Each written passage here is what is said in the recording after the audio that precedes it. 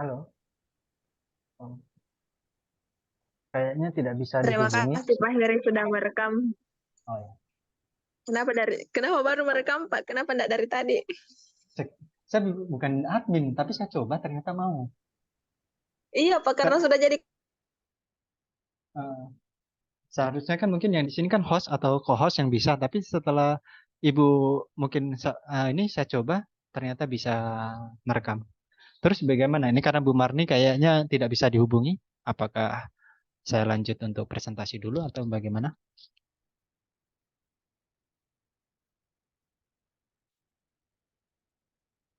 Halo?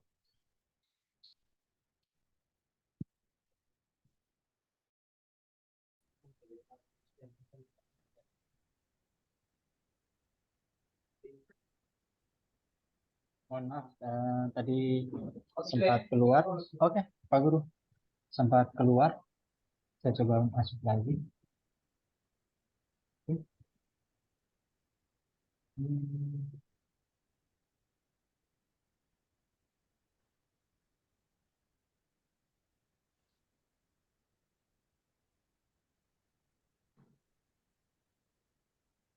Bagaimana? Mohon maaf, tadi sinyal nggak ada gangguan sinyal, dia keluar. Halo? Iya Pak Heri, kenapa? Mohon maaf, tadi ada gangguan sinyal, saya sempat terpental. Ini masuk lagi karena Ibu Siapa? Nggak apa-apa. apa? Bu Marniati tidak bisa. Bagaimana? Pak Heri Apakah aja Pak yang presentasi dulu. Nanti diskusinya mudah-mudahan Ibu Marniati bisa join. dengan Pak Saya Johan? hubungi kembali Ibu Marniati, mudah-mudahan bisa join dengan Pak Johan. Tapi kayaknya Oke. Pak Johan lagi tidak bisa join karena lagi mendampingi. Ya. Berarti bagaimana? Siapa? Lanjut saja atau? Silakan, Oke. silakan, Ya. silakan Pak Heri untuk memaparkan materinya. Saya silakan. Bismillahirrahmanirrahim. Assalamualaikum warahmatullahi wabarakatuh. Selamat pagi. Waalaikumsalam Ya. warahmatullahi wabarakatuh. Izin kami dari kelompok 2 terdiri dari saya sendiri Herianto, Ibu Marniati, dan Pak Johan ingin mempresentasikan terkait tentang bioteknologi kelautan untuk pengembangan industri, farmasi, kosmetik, pangan, pakan, dan produk-produk non-konsumsi. Ya, karena di sini hujan deras, mohon maaf, suara saya terdengar baik atau tidak? Terdengar baik Pak dengan Oke, jelas. terima kasih. Saya langsung lanjutkan. Ya, langsung saja pada pengertiannya.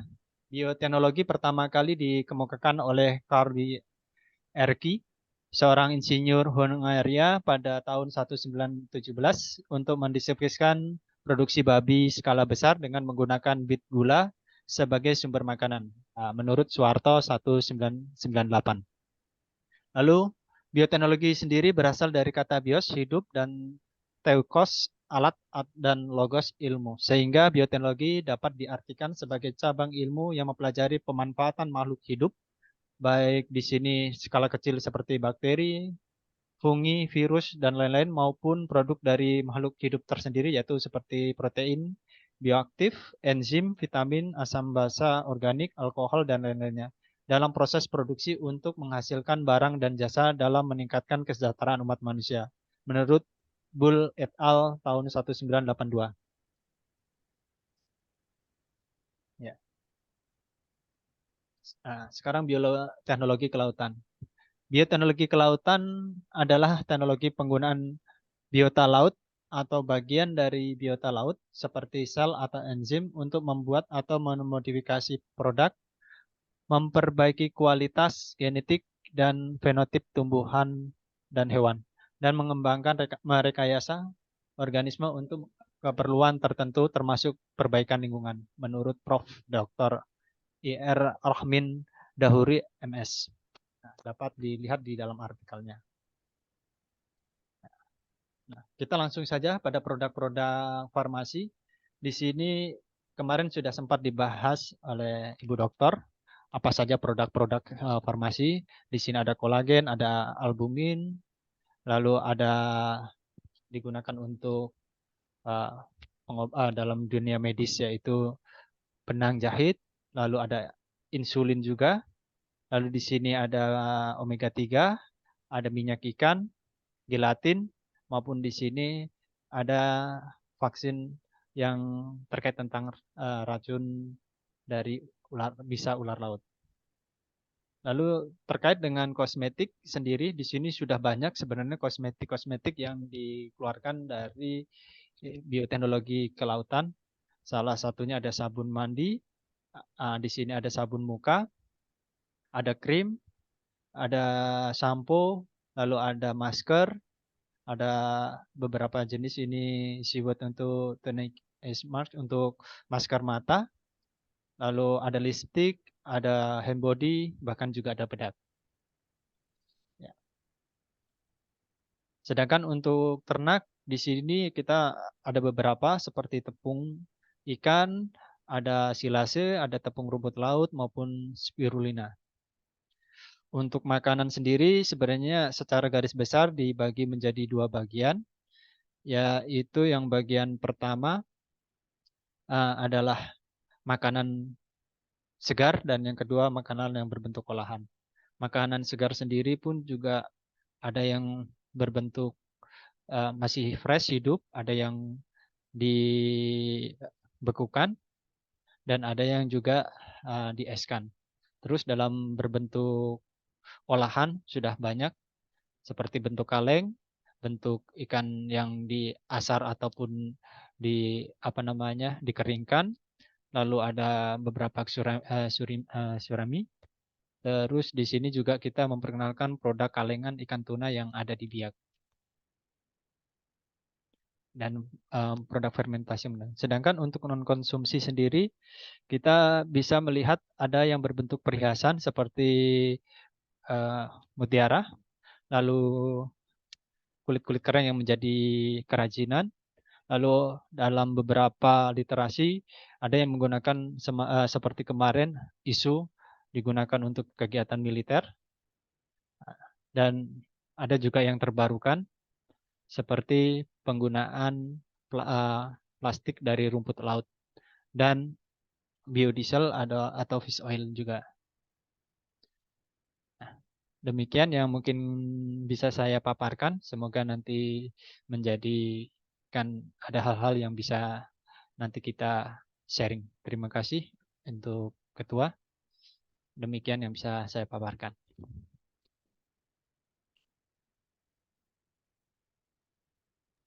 Baik, terima kasih Pak Heri atas pemaparan materinya. Saya kembalikan ke kelompok 1. Apakah sudah ada videonya yang bisa ditampilkan Pak Arman? Belum ini, ketua. Pak Arman. Halo. Halo, Pak. Kalian langsung saja dulu Pak Herianto ini. Oh, kok boleh. Pak Heri, bisa ditampilkan videonya Pak Heri? Siap, tapi Pak saya Heri. ambil dari kutipan YouTube tidak apa-apa ya, Ibu? Terkait tentang Tidak apa-apa Pak, bioplastik. karena memang video Oke, terkait dari materinya Bapak. ya, sebentar Ibu. Berarti saya cari dulu. Siapa? Marniati, Ibu Marni. Sharing di Ibu Marni.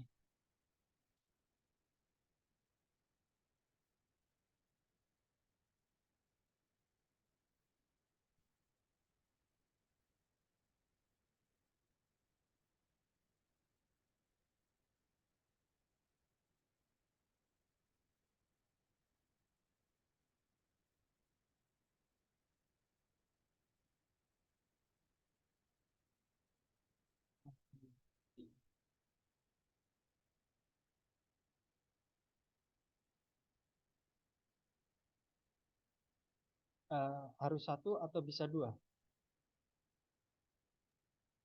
Kalau bisa ditampilkan dua-duanya Pak, tapi tak satu-satu. Oh ya, berarti di satu. Itu sebagai acuan diskusinya nanti Pak.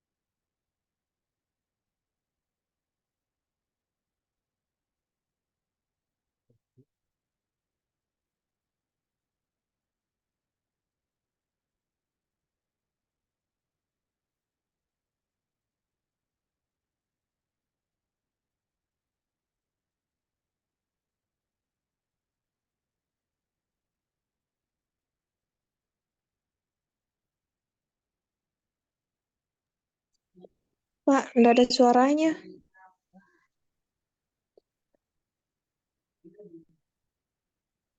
Gimana? Ada suaranya kan tidak? Nggak ada suaranya, Pak. Nggak ada. Nggak ada. Oh, kalau di saya ada ini. Tidak ada ya? Berarti untuk di slideshow, di slide-nya nggak muncul suaranya, Pak. Coba saya cek di slideshow-nya. Di sini sudah full.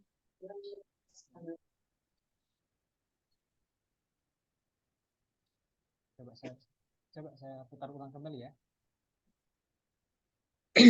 Ada? Nggak ada, Pak.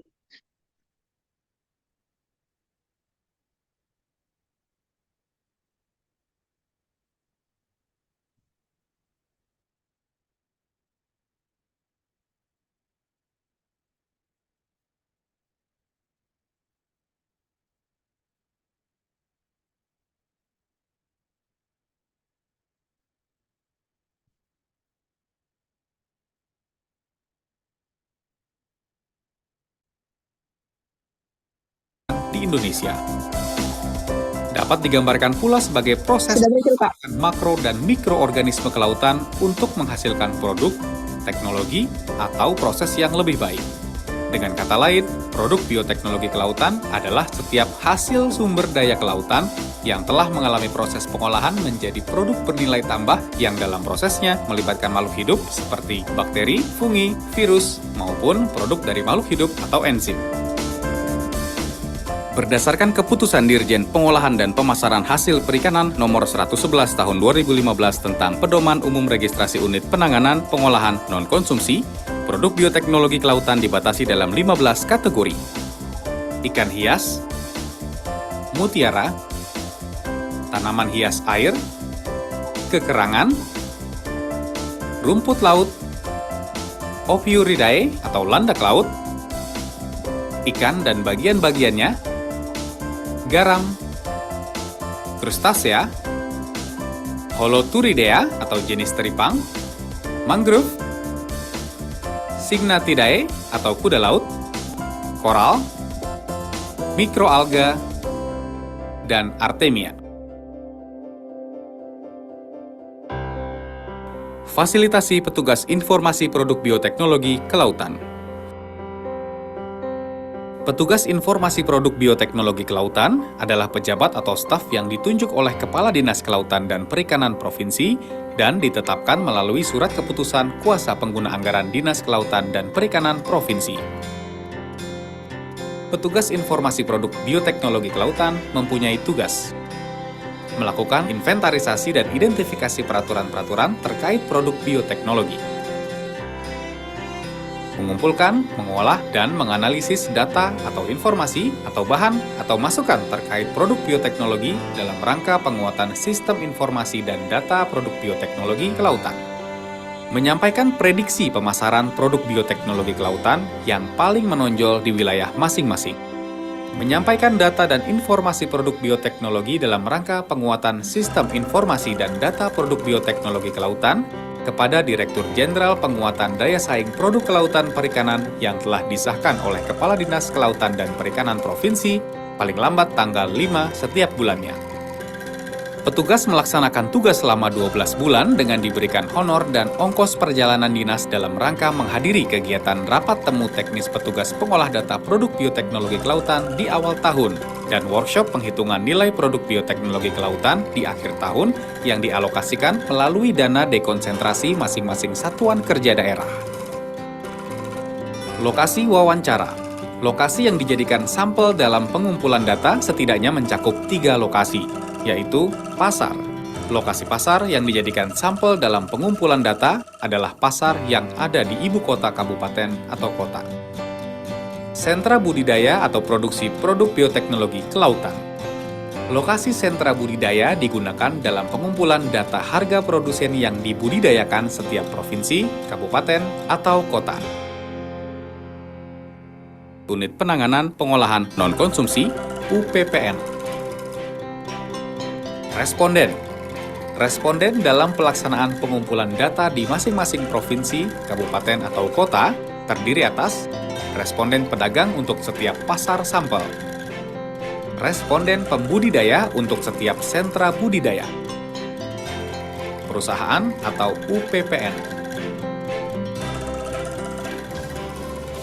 Tata cara melakukan wawancara. Melakukan kunjungan atau wawancara dengan responden harus mengikuti tata cara atau norma. Di antaranya adalah pada saat berkunjung, hendaknya berpakaian yang wajar dan sopan.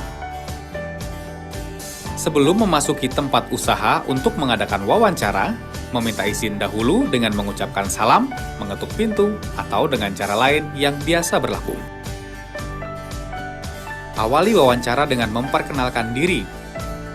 Jelaskan maksud kedatangan pencacah, bila perlu tunjukkan surat tugas dan atau tanda pengenal. Pada saat melakukan wawancara, akan banyak ditemui berbagai macam sikap dan tingkah laku responden. Maka, gunakan kecakapan, kesabaran, keramahan selama berwawancara. Setelah selesai wawancara, jangan lupa mengucapkan terima kasih dan memberitahukan tentang kunjungan ulang setiap minggu atau bulan. Lakukan kunjungan ulang jika diperlukan. Hal ini mungkin terjadi bila kunjungan pertama keterangan yang diperlukan tidak berhasil diperoleh atau informasi yang diberikan responden meragukan. Demikian petunjuk teknis penghitungan nilai produk bioteknologi kelautan kami sampaikan. Semoga dapat dipergunakan sebaik mungkin dalam upaya meningkatkan kinerja kita semua guna mendukung Izin, saya ambil yang Masih ada videonya, Pak Heri? ada satu lagi. Oke, silahkan ditampilkan, Pak.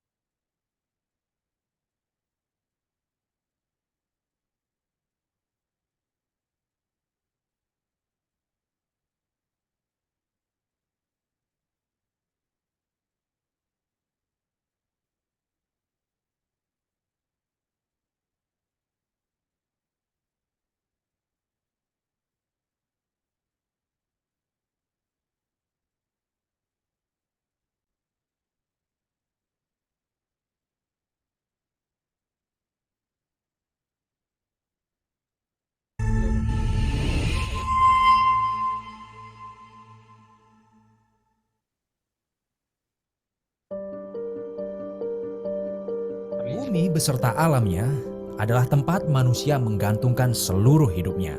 Lautan yang membentang luas, aneka ragam biota laut, hamparan padang rumput hingga sungai jernih yang mengalir adalah sumber daya yang menjadi penopang dan patut dijaga keberlanjutannya. Namun meningkatnya populasi manusia justru menimbulkan ancaman besar bagi seluruh sumber daya beserta lingkungannya.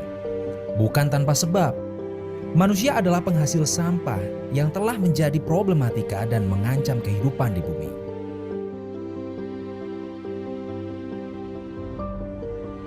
Terlebih di era saat ini di mana pola hidup manusia cenderung konsumtif dan berakibat semakin menumpuk jumlah sampah yang dihasilkan setiap harinya. Berdasarkan data Badan Pusat Statistik tahun 2021, limbah plastik Indonesia mencapai 66 juta ton per tahun. Sementara itu, berdasarkan perhitungan sementara dari Tim Koordinasi Sekretariat Nasional Penanganan Sampah Laut, total sampah yang masuk ke laut pada tahun 2020 diperkirakan mencapai 521.540 ton, di mana sekitar 12.785 ton berasal dari aktivitas di laut.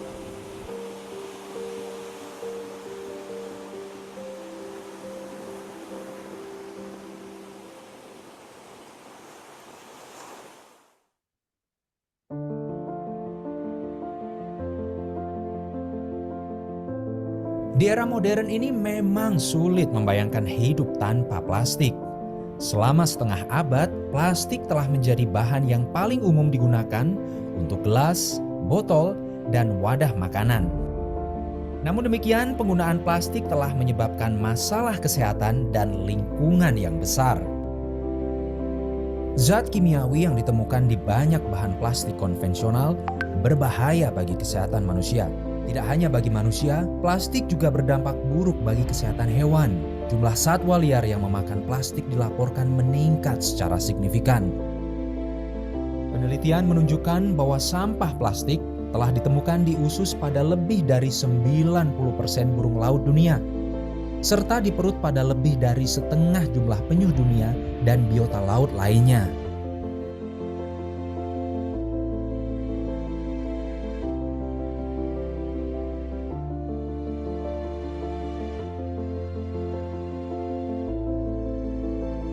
Pemerintah Indonesia telah berkomitmen untuk mengurangi 70% sampah laut pada tahun 2025. Hal ini tertuang dalam Rencana Aksi Sampah Laut, yakni sebuah rencana kerjasama di tingkat nasional yang bertujuan untuk mengembangkan kebijakan untuk mengurangi dan menanggulangi sampah laut.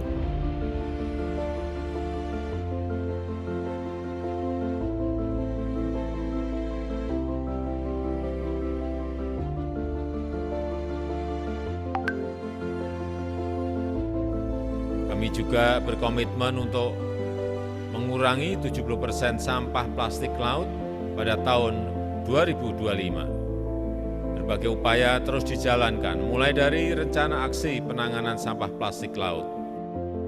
Rencana aksi tersebut diharapkan dapat menyelesaikan masalah sampah plastik di laut dengan 5 langkah kunci yang berfokus pada peningkatan pengelolaan sampah, mengurangi atau mengganti penggunaan plastik untuk mencegah konsumsi 1 juta ton per tahun, mendesain ulang produk dan kemasan plastik untuk digunakan kembali dan didaur ulang, menggandakan tingkat pengumpulan sampah plastik, dan memperluas fasilitas pembuangan sampah.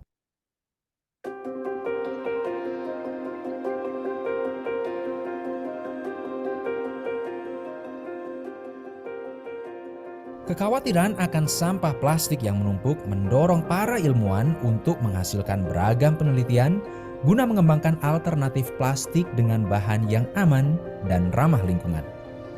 Balai Besar Riset Pengolahan Produk dan Bioteknologi Kelautan dan Perikanan di bawah supervisi Pusat Riset Kelautan, Badan Riset dan Sumber Daya Manusia Kelautan dan Perikanan mengambil peran dalam inisiatif ini sebagai bagian dari komitmen untuk mengurangi sampah plastik. Alternatif plastik yang tengah dikembangkan adalah bioplastik berbasis biota laut. Ya, nama saya Dina Francisca, peneliti pengolahan produk perikanan dari Balai Besar Riset Pengolahan Produk dan Bioteknologi Kelautan dan Perikanan. Yang melatar belakangi penelitian ini adalah karena Indonesia itu adalah penghasil sampah terbesar di nomor 2 di dunia. Jadi dari sampah plastik itu karena dia tidak bisa terdegradasi karena dia adalah polimer ya, polimer sintetis berasal dari minyak bumi, dan dia akan menjadi mikroplastik yang akan berbahaya tentunya kepada biota yang ada di laut. Nah, kami dari Balai Besar Riset Pengolahan Produk dan Bioteknologi Kelautan Perikanan mencoba untuk membuat sebuah polimer packaging yang berasal dari polimer alami, yaitu dari karbohidrat, yaitu dari agar. Nah, agar sendiri ini terbuat dari rumput laut Gracilaria. Kita tahu bahwa rumput Gracilaria ini produksinya sangat besar di Indonesia dan sudah dibudidayakan.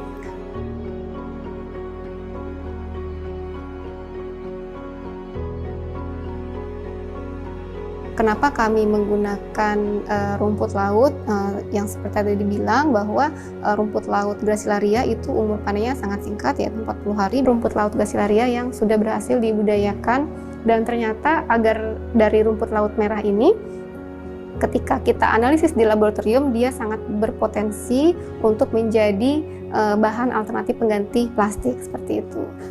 Jadi rumput laut merah Gracilaria banyak tersebar sih di seluruh Indonesia, namun mayoritas yang sudah banyak yang membudidayakan yaitu di Pantura Jawa seperti Brebes, Karawang, Serang, kemudian di Sulawesi seperti itu. Apa saja yang dikandung di dalam agar, yaitu terkandung di dalam agar sendiri ada agarosa dan agaropektin, di mana ketika agarosa dan agaropektin ini dicampur dengan plasticizer, dia akan bersifat plastis, dia akan memiliki sifat seperti plastik. Pada tahun 2020 kita menemukan formula agar yang terplastis sehingga menghasilkan agar termoplastik.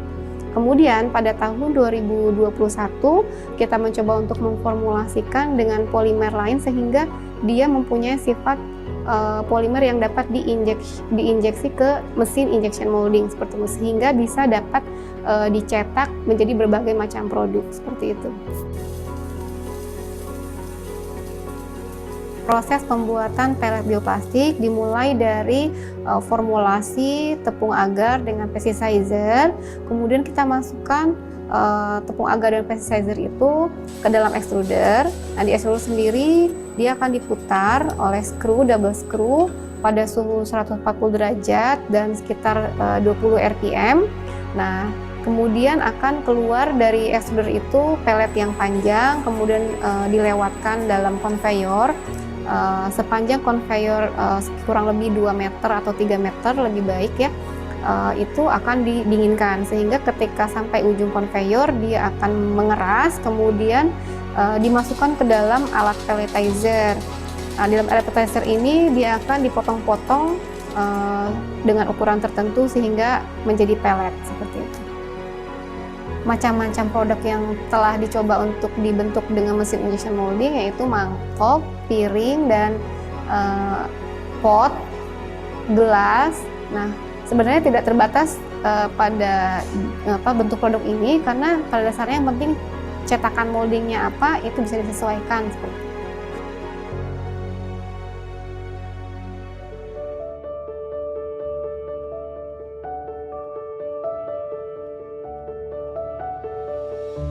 Riset ini adalah tim ya, kami bekerja sama dengan Loka Penelitian Teknologi Bersih. Di sana ada berbagai macam peralatan untuk analisis, kemudian untuk pencetakan seperti mangkok dan piring.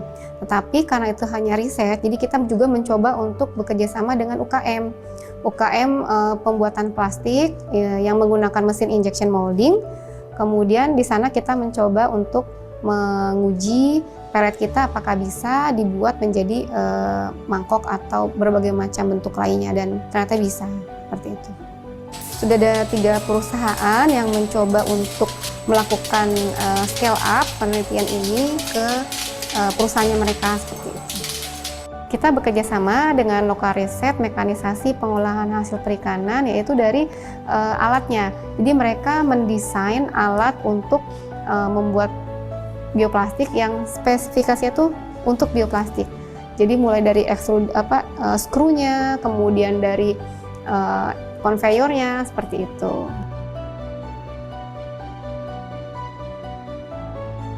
Tidak hanya Balai Besar Riset Pengolahan Produk dan Bioteknologi Kelautan dan Perikanan yang mengembangkan riset bioplastik, BRSDM melalui Loka Riset Mekanisasi Pengolahan Hasil Perikanan turut mengembangkan riset bioplastik berbahan dasar karaginan.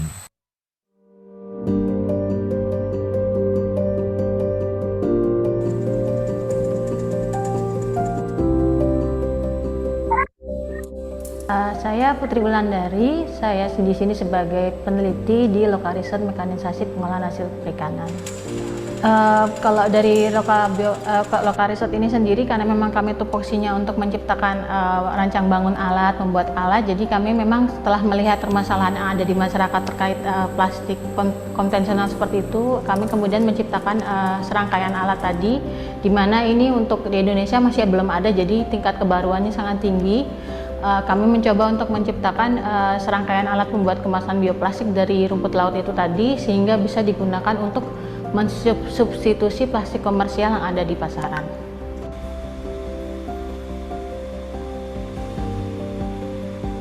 Kalau untuk sampai saat ini memang kami alat ini masih digunakan dalam skala laboratorium, tapi kami sudah menjalin kerjasama dengan beberapa universitas atau perguruan tinggi seperti Universitas Negeri 11 Maret di Surakarta, kemudian Universitas Brawijaya, di mana mereka menugaskan mahasiswanya untuk penelitian tugas akhir di sini.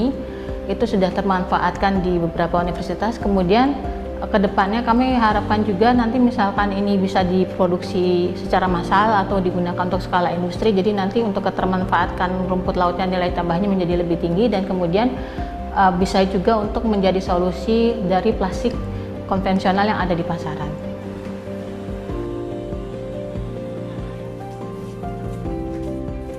Ya, jadi kalau untuk yang produksi plastik komersial, produksi plastik yang dari bahan bakar fosil itu biasanya mereka menggunakan namanya metode casting. Jadi di mana dia menggunakan pelarut yang tinggi, jadi dilarutkan dengan suhu tinggi, kemudian dicetak dengan semacam wadah atau loyang untuk membentuk film atau kemasan bioplastik. Nah, untuk kelemahannya metode yang konvensional itu dia tidak dapat diproduksi secara batch atau kontinu, jadi dia memakan waktu lama dan tidak dapat diproduksi secara massal. Oleh karena itu di Loka kami mengembangkan alat untuk membuat bioplastik dengan cara ekstrusi, di mana metode ini bisa digunakan secara batch atau kontinu, jadi untuk kedepannya bisa diproduksi secara massal.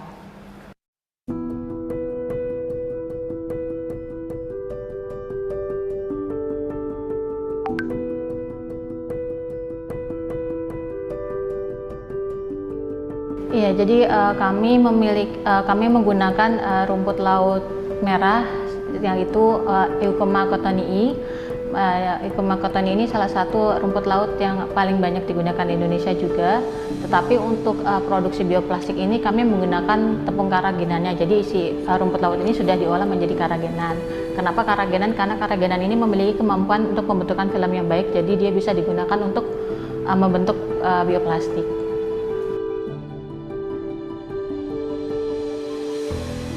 Jadi yang pertama kita ada mixer. Mixer itu bentuknya seperti mixer seperti biasanya untuk mencampur bahan. Jadi dia gunanya untuk mencampur bahan, ada pemutarnya di dalam. Jadi kita bisa mengatur kecepatannya untuk mencampur bahan agar menjadi homogen. Kemudian yang kedua ada extruder. Extruder ini menggunakan single screw extruder, di mana bahannya di situ kita proses di dalamnya dengan suhu, kemudian dengan kecepatan tertentu sehingga si bahan tadi itu bisa tercampur secara merata juga, dilelehkan, kemudian didorong keluar melalui satu lubang atau dice. Nah, itu dengan ukuran tertentu, kemudian menjadi extruded. Nah, extrudednya itu kita bawa dengan conveyor. Nah, conveyornya ini namanya conveyor fan cooling. Menggunakan pendingin udara, jadi ada 8 kipas di situ kita dinginkan saat dia lewat. Jadi saat lewat itu sudah dingin dan sudah kering. Kemudian ban berjalannya itu seperti ada jala-jalanya. Jadi dia angin itu bisa menembus aliran udara itu bisa menembus si extrudernya itu. Kemudian kita bawa yang keempat itu ada namanya pelletizer. Pelletizer itu fungsinya untuk memotong ekstrudat itu menjadi berukuran 2-3 mm. Itu sudah menjadi biji bioplastik atau produk antaranya. Kemudian yang terakhir dari situ kita bawa ke hot press molding machine, namanya hot press molding machine. Itu gunanya untuk mengempa dan mencetak si pelet bioplastik itu tadi menjadi kemasan yang kita inginkan. Salah satunya itu bentuk mangkuk seperti ini dan bentuk piring.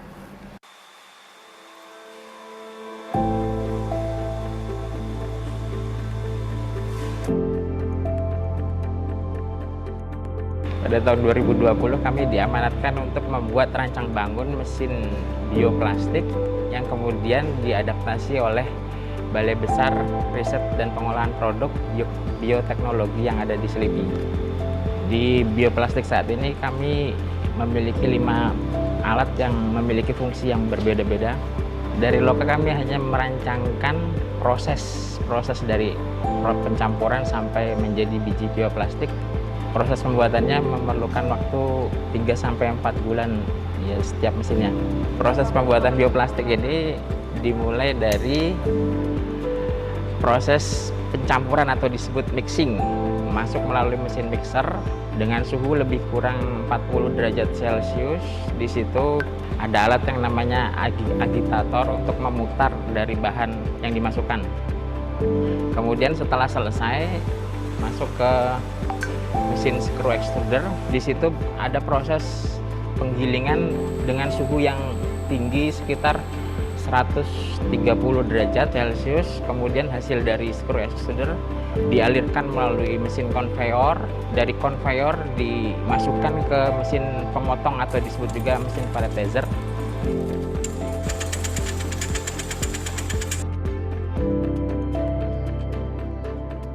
Kemudian setelah menjadi biji bioplastik, dilakukan proses pengepresan masuk ke dalam cetakan atau biasa disebut mold dengan suhu 145 derajat Celcius. Itu ditunggu sekitar selama 10-15 menit. Kemudian diangkat dan dirapikan. Untuk 2 kilo bahan kita bisa memproduksi sebanyak 20 piece mangkok atau hasil cetakan. Jadi secara keseluruhan dari mesin screw extruder sampai mesin palletizer itu memerlukan waktu sekitar 1 jam untuk 2 kilo bahan. Untuk menghasilkan warna putih itu kami menambahkan pewarna makanan, itu dicampur pada saat proses mixing.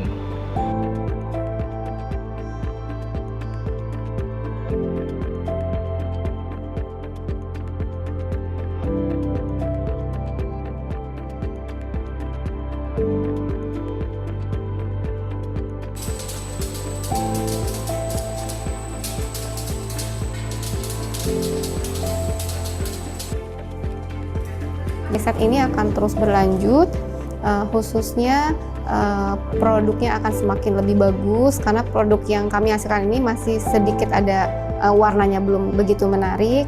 Kemudian jadi nanti akan ada riset-riset mengenai warna dan lain-lain. Kemudian ada produk lain juga dari agar atau dari rumput laut pada umumnya yang bisa diproduksi menggunakan mesin blown film, sehingga pemanfaatannya akan sangat lebih luas lagi dan efeknya juga akan semakin lebih baik lagi, seperti itu.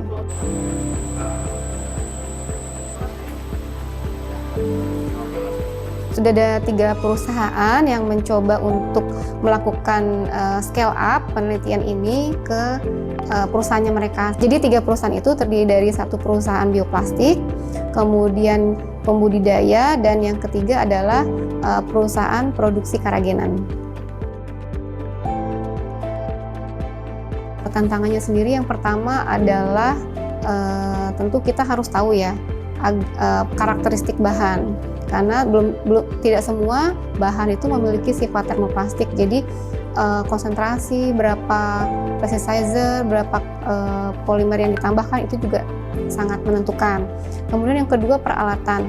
Peralatan juga harus spesifik untuk bioplastik, karena kalau misalkan pembuatan plastik sintetis di bagian konveyor dia menggunakan air, karena kan plastik tidak larut dengan air, sedangkan kita mencoba untuk menggunakan kipas. Jadi ada beberapa desain yang kita modifikasi karena kan pasti berbeda speknya dengan spek pembuatan plastik.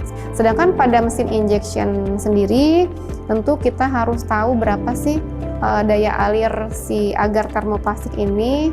Jadi karena kan mesin injection molding itu tidak ada speknya untuk bioplastik. Jadi kita pasti ada tantangannya tersendiri ketika menggunakan bioplastik di mesin injection molding, seperti itu. Kalau memang ini dibuat secara massal itu akan sangat membantu ya dalam pengelolaan sampah di Indonesia, sehingga plastik yang konvensional itu yang dari minyak bumi itu pasti akan disubstitut oleh kemasan-kemasan dari bioplastik ini. Namun yang menjadi tantangan sendiri adalah agar termoplastik yang bisa dijadikan single use plastik seperti plastik kresek, dan itu belum masih menjadi tantangan di riset ini. Ketika tes biodegradable, kita menggunakan jamur Aspergillus niger di laboratorium untuk mengecek sejauh mana dia terdegradasi di lingkungan. Kemudian hasilnya yaitu sekitar 30% sampai 40% itu telah terdegradasi atau telah ditunggu oleh jamur selama waktu 7 hari. Sedangkan ketika sudah dibentuk menjadi beberapa produk seperti piring dan lain-lain, karena kan sudah campur oleh polimer alami lainnya juga, itu sekitar 1 bulan itu sudah mulai melunak seperti itu. Sedangkan untuk waktu total habisnya kami belum sampaikan karena masih dalam penelitian. Riset ini turut mendukung program prioritas Kementerian Kelautan dan Perikanan 2021 sampai 2024 yang digaungkan oleh Menteri Sakti Wahyu Trenggono, khususnya dalam hal pemanfaatan rumput laut, yaitu yang telah dibudidayakan, yaitu rumput laut Gracilaria.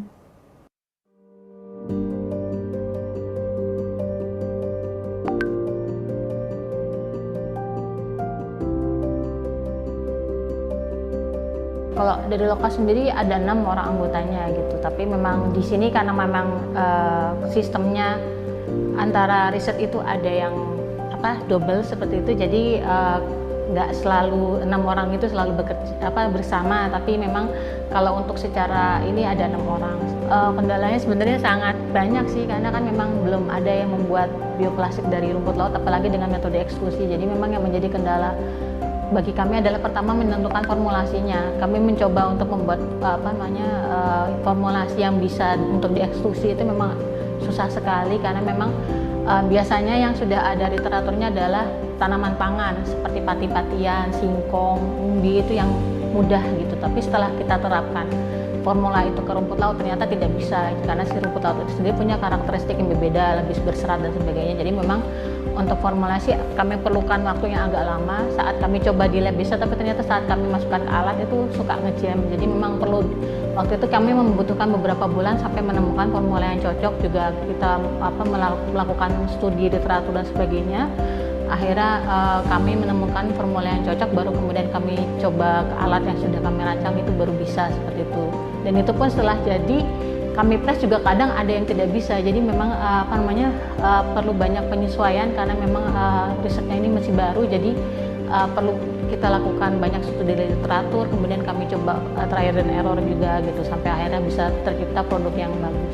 Jadi karena memang kemarin kami keterbatasan waktu ya, jadi yang kami ciptakan kebetulan kan hot press itu yang bisa membentuk seperti ini. Nah, kami harapan ke depannya itu bisa, jadi ini namanya kan hot press molding mesin, di mana dia memang di press sesuai dengan bentuk yang kita inginkan dengan tekanan dan suhu tertentu. Nah, kami mengharapkan sih misalkan ke depan nanti bisa jadi ada injection molding mesin. Nah, itu bisa membentuk seperti kemasan kantong plastik itu. Jadi itu kan maksudnya pemanfaatannya bisa luas lagi ya.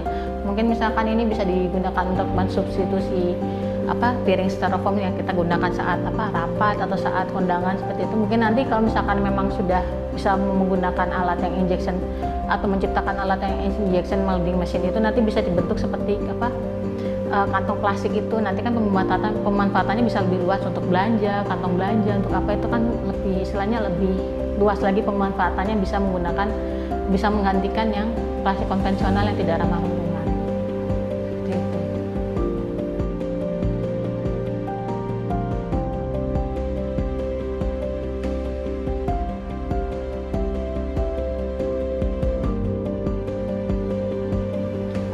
Kalau untuk dari riset bioplastik ini mungkin mendukung program prioritas KKP-nya dalam hal bisa mendukung untuk produksi budidaya rumput lautnya, karena kan memang ini dari walaupun yang kami gunakan tepung karagenan memang, tapi kan dari awalnya bahan bakunya dari rumput laut itu sendiri.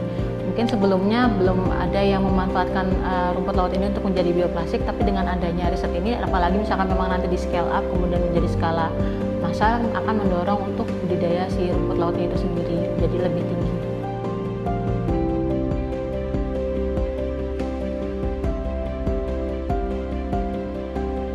Kendala yang kami hadapi saat proses rancang bangun ini karena mesin pembuat bioplastik yang secara ekstrusi ini belum ada di Indonesia, sehingga kami masih banyak perlu belajar untuk merancangnya.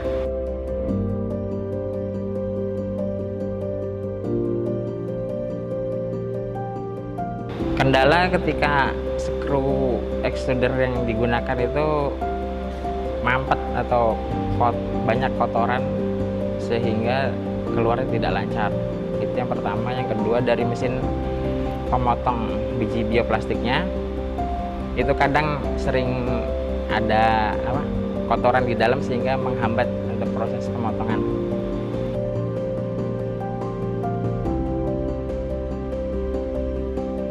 Harapan kami ke depan mungkin mesin yang kami produksi dan rancang ini bisa dipakai di sektor komersial dan diproduksi secara massal. Yang kedua, dari segi mesinnya untuk pengembangan ke depan bisa dilakukan dengan proses injection molding secara otomatis.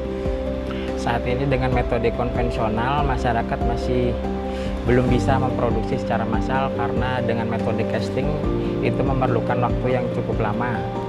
Dengan mesin ini bioplastik yang dihasilkan bisa diproduksi secara massal dan lebih cepat daripada metode konvensional. Upaya menjaga kelestarian bumi dari ancaman sampah plastik menjadi tanggung jawab seluruh umat manusia. Satu kontribusi kecil saja yang kita lakukan secara berkelanjutan dapat memberikan dampak yang begitu berarti bagi bumi. Karena di seluruh jagat alam semesta, bumi adalah satu-satunya tempat kita bernaung. The only place we can call home. Jaga bumi, maka bumi akan menjaga masa depan kita.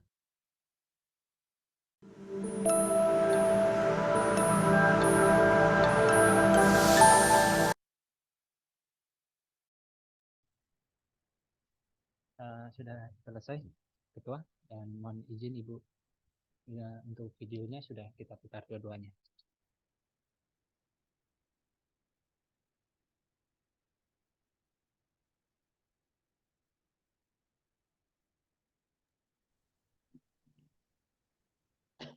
Gimana Ibu Ketua? Di sini sudah ada Bu Marni juga sudah hadir. Mungkin selanjutnya sesi tanya jawab atau mungkin dari kelompok 1, Pak Arman mau menyampaikan videonya. Silakan. Oh, siap.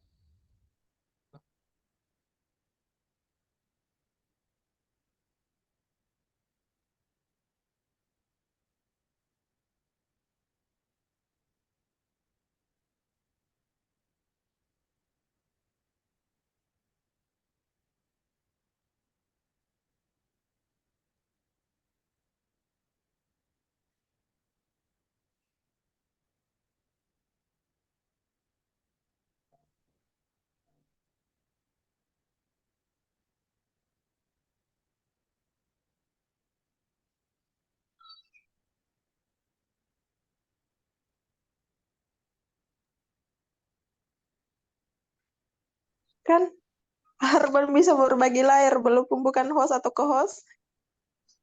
Kok bisa? Kok bisa, Pak? Itu namanya Kasih ilmunya rahasia dong. ilmu Ya Allah, pakai ilmu itu. kaget. Pak Arman pakai ilmu itu. Ilmu Kok hackernya bisa? main ini. Aduh, nggak main-main ini Pak Arman ya, nggak main-main. Nggak main-main, seriusan ini. Pak Arman mohon di suaranya untuk ditampilkan. Nggak ada suaranya, Pak. Pak Arman seperti cara menampilkan seperti saya tadi, Pak Arman. Ulangi itu lalu dicentrang di bagian ininya, bagian speakernya.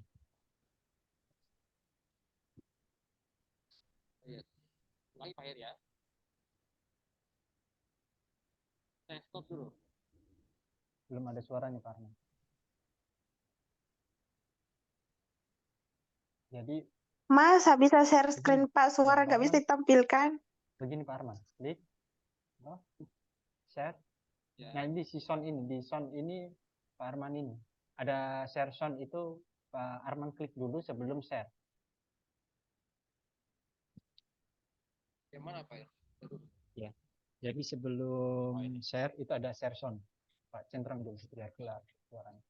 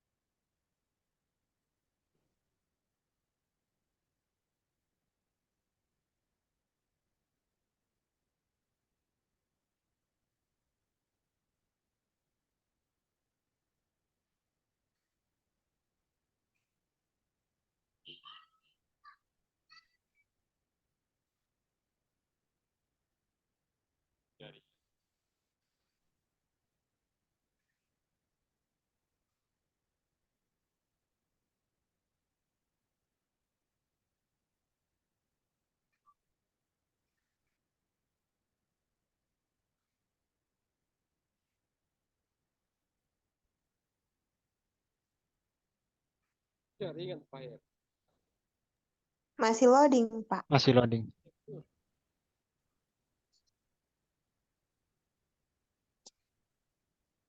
Nggak habis dipakai tak, Pak. Nanti kah habis? Wen jangan exit, kalau exit nanti keluar.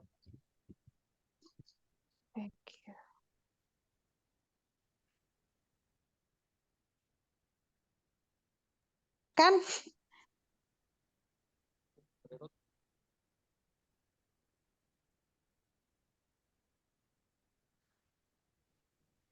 Nah, ini Pak, setel saja. Setel tonton dari A sampai akhir selesai.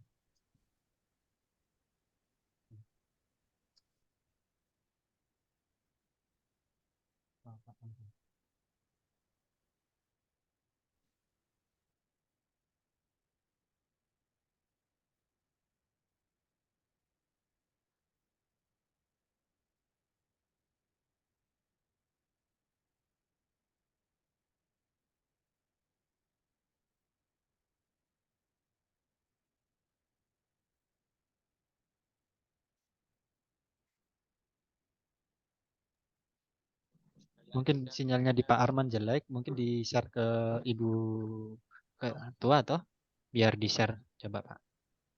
Karena dilihat Bisa kayaknya share ke belum. Pak Heri saja, Pak Arman. Biar Pak Heri saja yang tampilkan. Sekalian nih, Pak. Aduh, suaranya juga, Pak. Ya, aku lempar ini ceritanya. Lempar Pak Arman ke Pak Heri. Sekalian dia jadi co-host. Lempar uang boleh Bu? Lempar tugas. Saya buka dua. Tuh, saya tutup yang satu, baru saya terputus saya punya hotspot. Saya Iya, Pak. Tadi saya sudah ngomong, Pak. Paketnya Pak Arman ada nggak ini? Soalnya lagi tetri tadi. Nah, kan?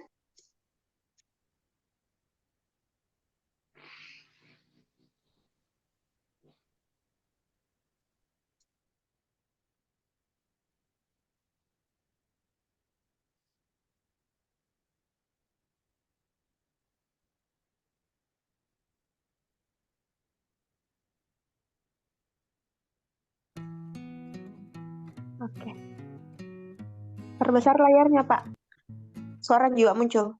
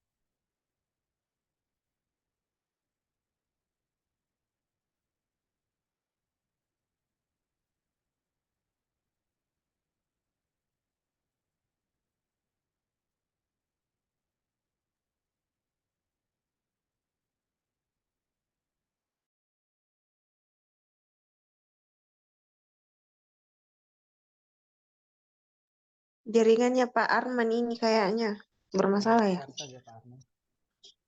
Share di grup kah atau di mana biar coba saya. Iya, Pak.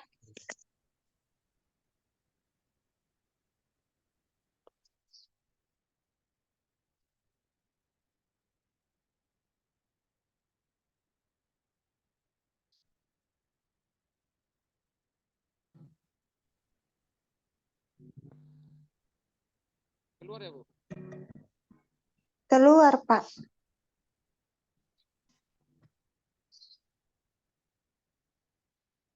Coba Pak Arman share linknya di grup. Nyata.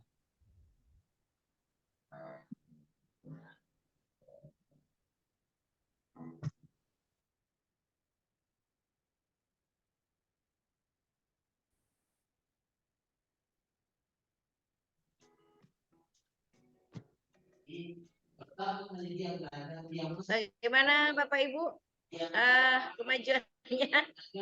Masih di pemutaran videonya Pak Arman, Bu. Oh iya. Oke. Mohon maaf Bapak Ibu, silakan ditunggu dulu pemutaran videonya, baru nanti diskusi boleh melalui classroom. Nah, nanti juga boleh selesaikan di sini sampai tepat selesai waktunya. Ibu mohon maaf karena ada acara Ibu dibawa. Kebetulan kami menamatkan santri, jadi Ibu mohon maaf, Ibu pamit dulu. Nanti Ibu pantau laporannya di di classroom ya. Sambil Ibu juga, iya, Bu. Pak Arman tolong di-share juga videonya, paling nanti Ibu tonton juga di YouTube ya. Bukan YouTube, dari classroom. Nanti diakses linknya di classroom ya. Untuk Baik sekali, rekornya, ini Bu. sebenarnya kita mau diskusi dengan Pak Arman tadi juga terkait pengolahan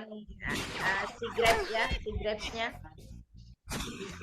Baik, Bu. Rekamannya nanti, Bu. Gimana, Nanti Bapak di-share Ibu? di classroom dan di grup supaya Iya. teman-teman bisa melihatnya dan tidak join. Silakan diakses dulu atau lanjut saja. Nanti diakses videonya, kalau memang tidak bisa di-share. Silakan berdiskusi saja dulu Bapak Ibu, mumpung masih tatap muka ya. Oke. Siap, Bu.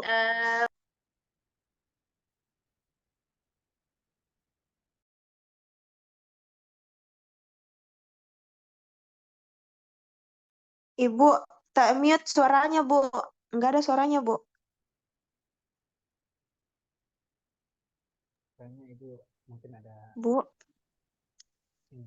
sudah ikuti kegiatan kan?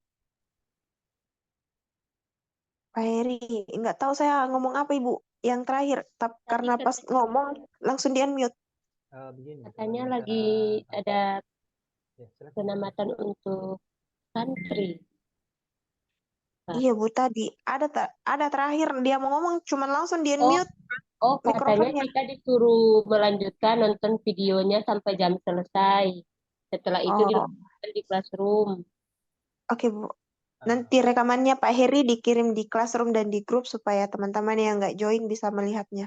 Ini recordingnya saya hentikan atau gimana? Karena menurut informasi tadi menambahkan dari Ibu Marni, kalau tidak bisa menampilkan berarti sesi tanya jawab, karena di sini juga kita sudah 10:30.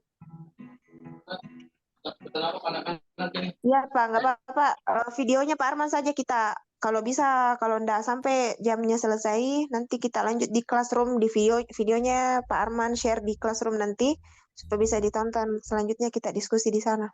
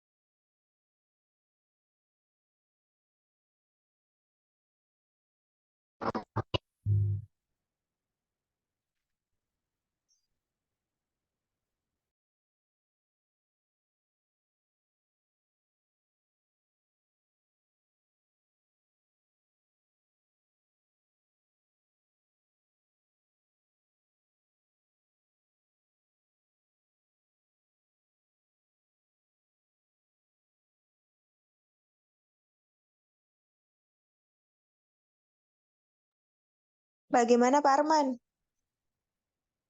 Pak Heri sudah jam berapa di sana? Belum masuk waktu Jumat kah, Pak? Halo, halo, Iya, Pak. ya.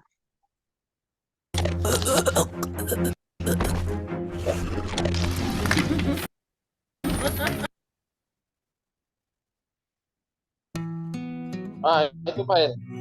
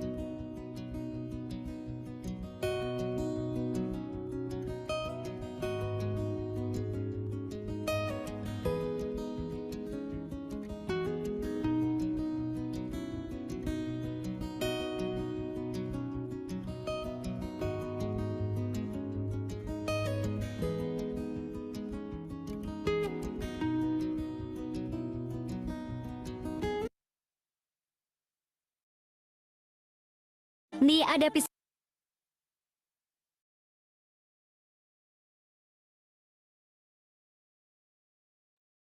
Oke, Pak Heri.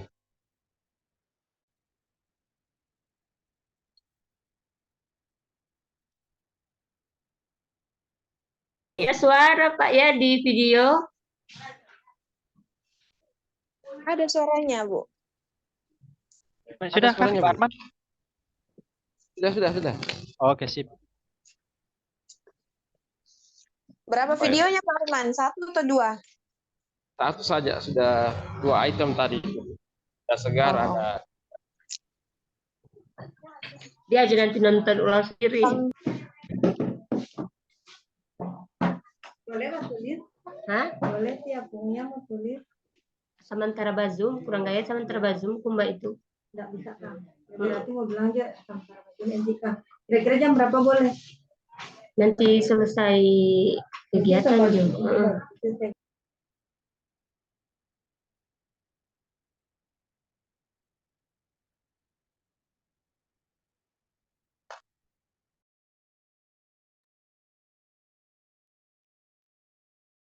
Bagaimana Bu Kabit? Terus ini gimana? Lanjutannya sesi tanya jawab kah atau ini karena sudah kurang seperempat, kurang 10 menit. Bagaimana Pak Heri? Sudah mau masuk waktu sholat Jumat di situ? Iya. Terus apa yang mau kita kerjakan? Ya, kalau begitu Pak, kita lanjutkan saja diskusinya di classroom. Siap. Berarti saya langsung Siap, padamkan Pak. saja ya ininya. Apanya Pak?